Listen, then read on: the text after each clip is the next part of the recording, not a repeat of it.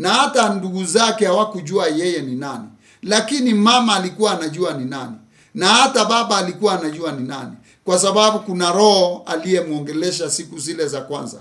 Bikira atachukua mimba na atamzaa mwana, na jina lake ataitwa Yesu, na yeye atakuwa mwokozi wa ulimwengu. Kwa hivyo Mariamu, kwa yeye mwenyewe alikuwa anajua huyu ako naye ni nani, lakini ndugu zake walikuwa wanaona kama yeye ni mtu wa kawaida. Praise the Lord. Na ningependa tujue siku ya leo, maisha yake Yesu duniani hayakuwa maisha ya kawaida kama wale watu wengine, kwa sababu alikuwa ni Mungu pamoja nasi. Maria ama Mariamu alipobeba hii mimba haikuwa ya mtu ambaye anajulikana kama Yusufu. Mimba ilikuwa imetokana na Roho Mtakatifu. Kuna malaika aliyoleta habari njema ya kwamba huyu atapata mimba na atamzaa mwana, na yeye atakuwa mwana wa Mungu, na atakuwa ni Mungu pamoja na mwanadamu. Kwa hivyo mama mwenyewe alikuwa anajua, lakini ndugu yake James, ndugu yake Joseph, ndugu yake Simeon, ndugu yake Juda, hao walikuwa anamuona Yesu kama mtu wa kawaida. Na hata majirani wale ambao wamesunguka mahali pale Yesu alipozaliwa Nazareti, walikuwa anajua tu baba yake Yesu ni huyu anajulikana kama Joseph, na wakajua ya kwamba Yusufu alikuwa seremala, alikuwa fundi wa mbao, na wakajua ya kwamba huyu tu ni mwana ya ule mzee ambaye tunamjua. Tunapoangalia vizuri maisha yake Yesu, hakuegemea sana chakula cha tumbo. Alipokuwa anaenda Samaria, wakati Wayahudi walimkemea mahali pale na hawakumtambua, mpaka yeye Yesu akasema ya kwamba mtu hawezi kuheshimiwa kwao na wale ambao wanamjua. Yeye mwenyewe Yesu aliteremka akatoka pale Nazareti akaenda upande wa Samaria. Alipofika pale Samaria, hayo maandiko tunayaona katika kitabu cha Yohana 4 kuanzia 1 kuteremka. Alipokwenda mahali pale, alienda akaketi pale kisimani, na pale kisimani kuliingia mama Msamaria, na huyu mama naye alikuwa anakuja kuteka maji. Mama huyu alikuwa ni mama ambaye alikuwa anajulikana sana kwa ule mji. Alipoingia mahali pale, alimkuta Yesu. Yesu tayari alikuwa ametuma wanafunzi wake waende wakatafute chakula kile ambacho wangekula, kwa sababu walikuwa wameshindiwa na njaa. Na Yesu alipoketi pale kisimani, pakaingia huyu mama mwanamke Msamaria akija kuchota maji. Alipoingia mahali pale, alimkuta Yesu. Walianza kuongea na Yesu. Yesu akamwongeleza, akamuomba maji. Mama akauliza Yesu, tuna uhusiano gani sisi wa Samaria na Waisraeli? Na yeye mwenyewe mama alishuhudia ya kwamba kisima kilikuwa cha Yakobo, na Yakobo alipea mwanawe, naye mwanawe akawaachia. Na unasikia anasema ya kwamba hawana ushirika na Wayahudi. Tayari wanakunywa maji yaliyochimbwa na Myahudi. Lakini sasa Yesu alipoongea naye na kumuomba maji, huyu mwanamke aliuliza Yesu, wewe unaniomba maji na sisi hatuna uhusiano wote? Lakini Yesu akamwambia ya kwamba wewe ukijua ni nani anakuomba maji siku ya leo, wewe ndio ungemuomba maji, angekupea maji ya uzima, maji yale utakunywa usisikie kiu tena. Tunapoangalia maandiko haya yanatufundisha vizuri, na tunapoangalia mstari huo wa 31 mpaka 34, Yesu wanafunzi wake waliporudi na chakula, walimuita ili aje ale chakula, lakini yeye mwenyewe akasema ana nafasi ya kula chakula. Akasema ya kwamba kuna mavuno mengi na kuna kazi nyingi iko mbele yake, ile ambaye ingefaa afanye kwanza kabla ya kula chakula, alafu chakula cha mwili ni baadaye. Wanafunzi wake hawakumuelewa kwa sababu wao wenyewe walienda kutafuta Yesu, lakini wakafikiria ya kwamba labda kuna mtu amemletea chakula, ama wakawaza kwa mawazo yao, kwa sababu alikuta mwanamke Msamaria mahali pale, wakafikiria ya kwamba labda Yesu alikuwa amekupata kitu chakula kutoka kwa ule. Lakini Yesu alikuwa ni Mungu pamoja nasi. Yeye mwenyewe alijua ya kwamba kuna watu wanakuja, kuna watu wako na njaa, Wasamaria wako na njaa. Hata kama Waisraeli walikataa neno, hata kama walifinyiliwa, wao wenyewe wanadharau Kristo, hawamuoni kama Mungu, hawamuoni kama moja ambaye alitumwa na Mungu kufanya kazi. Yeye aliteremka kwenda Samaria na akatumia mwanamke Msamaria. Biblia inasema ya kwamba huyu Msamaria alikuwa na wanaume wengi sana, 5-6 huko, lakini yeye mwenyewe aliweza kutumika. Alikuwa chombo dhaifu, lakini Mungu, Yesu Kristo mwenyewe akiwa ni Mungu pamoja nazi, aliweza kubadilisha yale mawazo ya yule mwanamke Msamaria kuwa mawazo mazuri, na yeye mwenyewe akaweza kumtuma kule mjini, kwa sababu alimwambia nenda uniitie mumewe, naye akasema sina. Yesu akasema kwake, hata yule ambaye umefungia kwa nyumba si wako, na hata wale wengine wamepita, unajua ni kina nani. Huyu mwanamke alikimbia na kusema kweli, njooni muone nabii ambaye ameniambia kuhusu maisha yangu yote. Na pale Wasamaria walipokuja pale, waliweza kula chakula, na waliweza kula chakula cha kiroho, na wengi wakabadilika, wengi wakafuata Kristo, wengi wakawa wa Kristo. Waisraeli wakibakia kule wakiwa wanamchimba na kufikiria yeye ni wazimu, na kufikiria kwamba yeye ana mawazo mzuri. Hata ndugu zake hawakuwa wanamfahamu vizuri, na ndio unaona sasa wao Wasamaria wenyewe wamemtambua. Na ukumbuke ya kwamba mtu wa kwanza kujua ya kwamba Kristo ndio Yesu ndio Kristo Mesaya ni mwanamke Msamaria. Na ni nani alimwambia jambo hilo? Ni Yesu yeye mwenyewe alimwambia ni mimi. Na yeye mwenyewe Yesu hakuna mahali pengine ameongea waziwazi hivyo, bali aliongea waziwazi wakiwa na huyu mama Msamaria. Praise the Lord. Kwa hivyo siku ya leo tunapoangalia jambo la Mungu na tunapowaza vizuri, wale ndugu zake na familia yao ilikuwa inafikiria mambo ya kawaida. Tunakumbuka wakati moja Yesu alibaki pale hekaloni na wazazi wake wakaenda nyumbani, na wakati walirudi tena kwa hekalo, kuna wale walienda kumuita Yesu, wakamwambia wazazi wako wanakuongojea, muende nyumbani.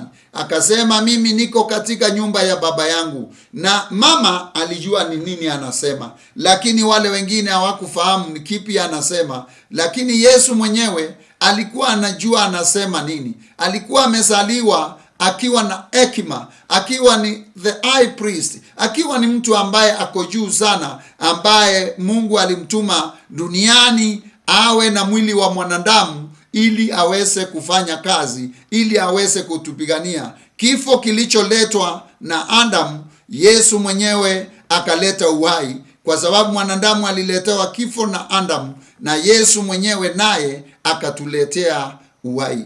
Praise the Lord.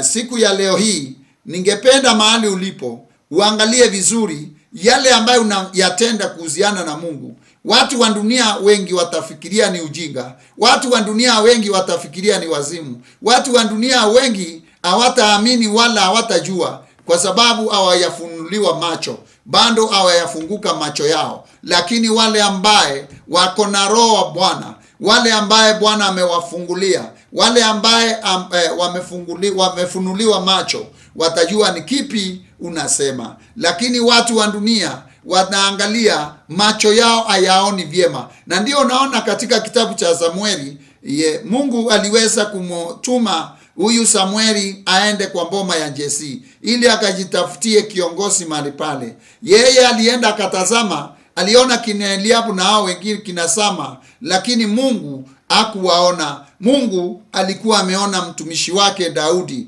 Hata kama alikuwa mdogo sana, huyo Mungu alikuwa tayari ashamchagua. Watu watakuona ukiwa mdogo sana. Watu watakuona wewe mwenyewe ufai. Watu watakuona yale unafanya hayafai, lakini mbele za Mungu yanafaa. Kwa maana huyu Mungu ni Mungu wa ajabu, ni Mungu wa kubadilisha mambo, ni Mungu wa kuinua yaliyo madogo kuwa makubwa. Ni Mungu ambaye mtazamo wake si kama mwanadamu. Na ndiyo yeye mwenyewe anasema ya kwamba mimi vile naona, yale mimi nafikiria, mawazo yangu na mwanadamu ni kama mbingu na dunia. Mawazo yangu na mwanadamu yako mbali sana. Na siku ya leo, msikilizaji wangu ambaye unanisikiza, siku ya leo uweze kuwaza Yesu mwenyewe wa ndugu zake na familia na watu wao hawakumjua yeye ni nani, hawakufahamu. Ni kwa sababu hawakumheshimu na hawakuheshimu kiliokuwa ndani yake. Lakini walioheshimu waliweza kukombolewa, waliokubali waliweza kumjua ni nani. Msamaria alipokubali kuongea na Yesu na akafungua roho yake na kusema yaliyokuwa mbele yake na yale yote alikuwa ametenda, madhambi yake yote, akasema Yesu alimtuma na yeye akaanza kuwa mtume, kwa sababu alitumwa kule mjini Samaria na watu wote walikuwa wanamjua huyu mama. Na yeye wakati alienda kule aliweza kuongea na wao ili waweze kuja kuona nabii ambaye amemweleza, ambaye amejua kuhusiana na maisha yake yote. Mama akatumika, mama aliyekuwa msherati. Tunapoangalia mambo ya Yesu yalikuwa tofauti sana na yale wengine. Watu hata hawakumfikiria. Tunapotazama wakati wa uponyaji wa Simioni, Simioni alikuwa na ukoma, lakini wakati aliponywa na Yesu na akamkaribisha Yesu pale nyumbani. Na ujue ya kwamba katika nchi ya Israeli wakati wa wale watu waliokuwa na ukoma, ama wakati wake Yesu, watu ambao walikuwa na ukoma na kabla ya Yesu kuingia walikuwa wakitengwa kwa familia. Hata tunapoangalia pale katika ile kitabu cha Wafalme na kile kingine, kuna wale walitengwa wakakaa nje watatu na wakafikiria wakasema tutakaa hapa. Angalia vile walikuwa wakitendewa. Lakini huyu Simeon ambaye aliponywa ukoma na Yesu, akamkaribisha Yesu kwake nyumbani. Yeye Simeon aliweza kula pamoja na Yesu, lakini mwanamke aliyokuwa anaitwa Mary Magdalene alipoenda mahali pale, na yeye akaenda na chupa ya alabastra na akaweza kumwagia Yesu, akampangusa miguu yake Yesu na nywele zake. Yeye mwenyewe alipokuwa anapanguza miguu ya Yesu, alipokuwa akitoa mazozi, yeye Simioni alijiuliza kwa roho yake, wala yeye alikuwa na maswali mengi, akisema kama huyu ni mwana wa Mungu, wacha ayue huyu mwanamke ni nani. Lakini angalia mambo ya yale ambaye mwanadamu anafikiria. Mwanadamu ako na moyo mdhaifu, mwanadamu roho yake ni dhaifu, mwanadamu ni mtu akutenda madhambi kila siku. Mawazo yake yamejaa ushetani mwingi, mawazo ya mwanadamu yamejaa udhaifu mwingi. Na ndiyo siku ya leo ningependa ujue ya kwamba Simioni tayari ameponywa, na huyu mama tu amekuja kwake, yeye ni msherati, na Simioni alikuwa anajua.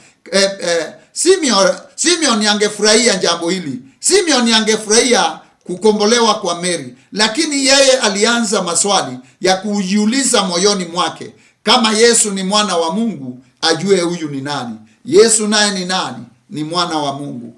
Kuna kitu Yesu alisema mahali pale, akamuuliza Simioni. Mtu mmoja alikuwa amekopesana mandeni, moja shilingi 500, mwingine shilingi 50, na wale walikondeshwa, wale walipewa hiyo wakashindwa kulipa. Akaya na kusema ya kwamba kama umeshindwa kunilipa shilingi 500 yangu, nimekusamea. Na wewe pia kama umeshindwa kunilipa shilingi 50 yangu, nimekusamea. Na Yesu akauliza Simioni, kwa watu hao wawili ni nani ambaye alifurahi zaidi? Simioni akasema ni yule ambaye amesamehewa shilingi 500. Yesu akasema umesema ukweli, huyu mama ametenda mengi machafu, na yeye siku ya leo amesamehewa. Na kusema ukweli, katika dunia yote mahali ambapo habari njema itafikia watu, mambo ya mama huyu yatafika kule. Haya ni mambo yaliyoongewa na Yesu mwenyewe. Na Simioni aliyeponywa ndiye alikuwa na maswali mengi. Wengi wako kanisani siku ya leo wako na maswali mengi. Wengi wanasema wanafuata Yesu, na hao wenyewe hawaamini yule wanafuata. Ndio unaona Simioni yeye alikuwa ameponywa, na yeye alimkaribisha Yesu, na Yesu akaamua kula pamoja na yeye katika nyumba ile. Lakini yeye mwenyewe Simioni kwa roho yake, kwa sababu hakuwa anajua huyu ako naye ni nani, kama vile ndugu zake hawakujua yeye ni nani, hata Simioni pamoja na uponyaji hakujua huyu ni nani. Lakini neno linasema ya kwamba Simioni aliweza kusamehewa na akaponywa. na hata kama alikuwa na maswali yake, ukoma hukumrundia, lakini Yesu mwenyewe akasema, mama huyu, kokote ambapo neno litahubiriwa, ambapo neno litafikia watu, mambo ya huyu mwanamke yatafika kule. Na Bwana ni mwema, tuendelee kuishi pamoja naye. Na tuombe.